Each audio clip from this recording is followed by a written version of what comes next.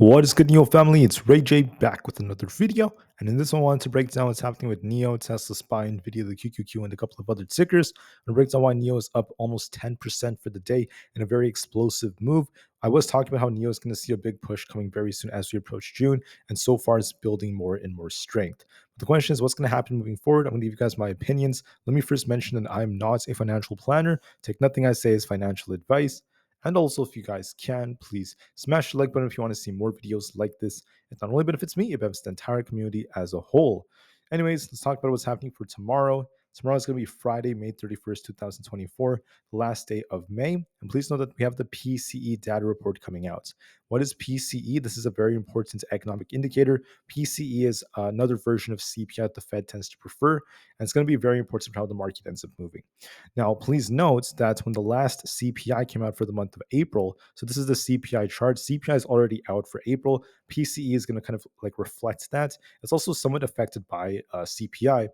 So with the CPI report, this came in as expected, a little bit below expectations. We got a little dip in CPI. This is why the market got a little rally as we were in like very, very early May. So that's why the market was holding it very well. The question is, what's going to happen with PCE? Honestly, guys, the odds favor that PCE is going to be kind of tame, kind of decent, because of the fact that first off, the market dipped really hard approaching it, and secondly, CPI was decent. So there's a very, very good chance that PCE will follow that trend. For PCE, month over month, we're expecting 0.3 to 0.2%. We're most likely going to see it align with expectations. For core PCE, month over month, we're expecting 0.3 to 0.2%. Most likely, it's going to be aligned with expectations, if not better than expected. And then year over year, we're looking at 2.7%. It's going to likely be very close to that. And then for year over year, right over here for all items, we're also expecting something very, very similar. So we'll have to see how things end up going with that.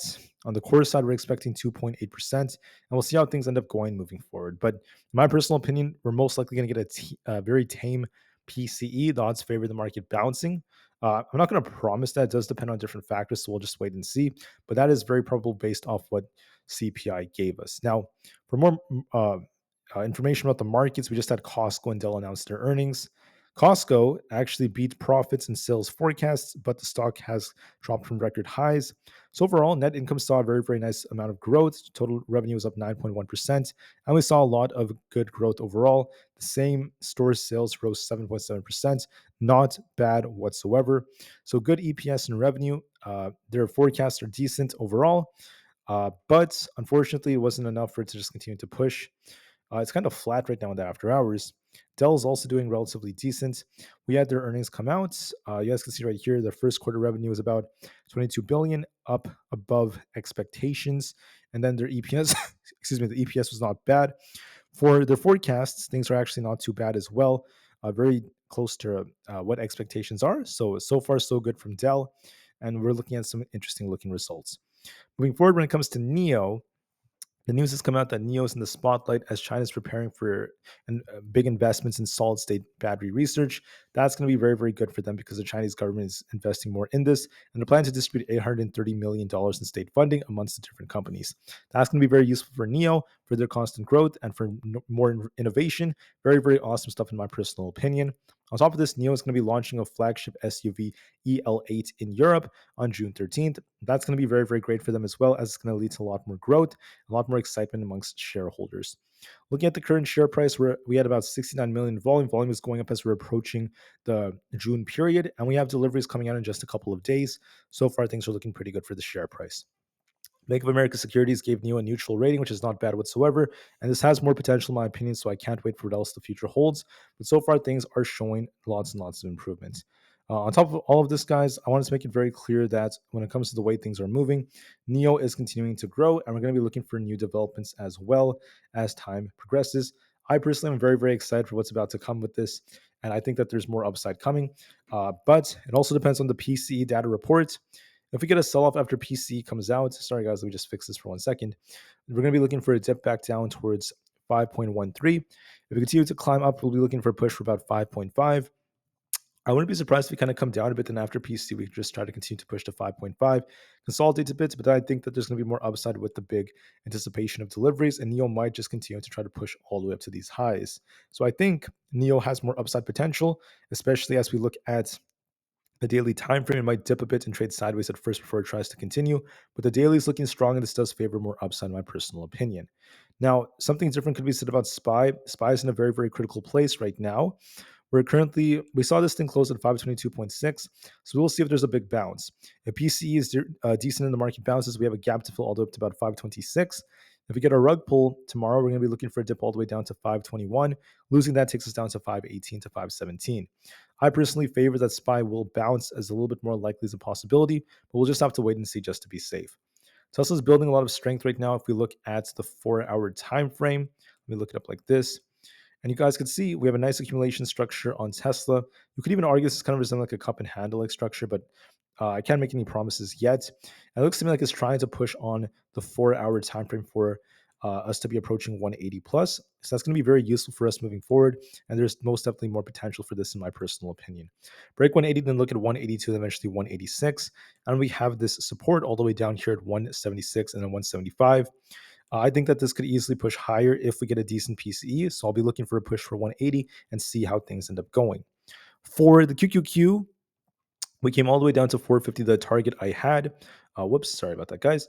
So now the question is, what's going to happen from here? I wouldn't be surprised if we actually try to see the support hold. So we hit 450. If we bounce, we want to break back above and try to get back to 455.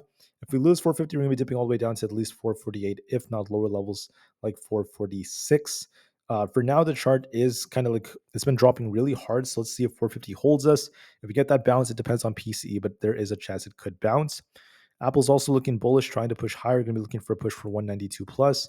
I see potential in this as well, so we'll see how things go. It does look like it could push even higher. So for NIO, we're looking more bullish. I wouldn't be surprised if we dip a little bit to about 5.25. Then we start pushing for 5.5 plus and even 5.6 in my personal opinion. For the IWM Russell 2000, we are dipping a little bit. We could actually retest this basically 203 area before we try to bounce back up and start pushing for 205. Look for a bounce tomorrow. We could be looking for that. For Amazon's still holding up very, very well, at least within this range. If we bounce off 178, look for a retest of 180 then 182. If we lose 178, we're going to be dipping all the way down to 176. I favor a bounce is a strong possibility. For Meta is going to be looking at support all the way down here around right over here at 462 a share. We have resistance at 472. I'm going to be looking to see a potential bounce if we do end up holding support. This looks like a head and shoulders, but this could be a trap, so we'll just have to wait and see. If we lose 460, we're going to turn bearish. If we bounce off this, we could be trying to break back up to the high. So I wouldn't necessarily turn too bearish just yet. I would wait and see what happens. With that being said, just two more. GameStop is starting to turn just a bit. If we could break past 22.5, then look for a push for back up to the high 24 plus. And if AMC could push it a little bit higher, we'll have to wait and see. But we are at support at 4.14, so we'll see if we get a bounce off this support or not. So I'll give AMC some time. We're at support. Will it bounce off and go up to about 4.5, or will we end up failing? We'll just have to wait and see. The VIX has pumped quite a bit, but we have two big gaps to fill below. We will see if we get a rejection or not. Anyways, that's it for the video. As far as NIO goes, I'm a bullish person right now. I anticipate more upside for the share price. So I wouldn't be surprised if we kind of dip a bit, retest 5.25 in the pre-market or so.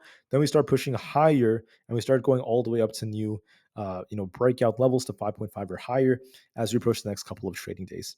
All right. So thank you all so much for listening. Have an absolutely incredible rest of the day. And I'll see you guys very soon on the next one. Thank you and peace out.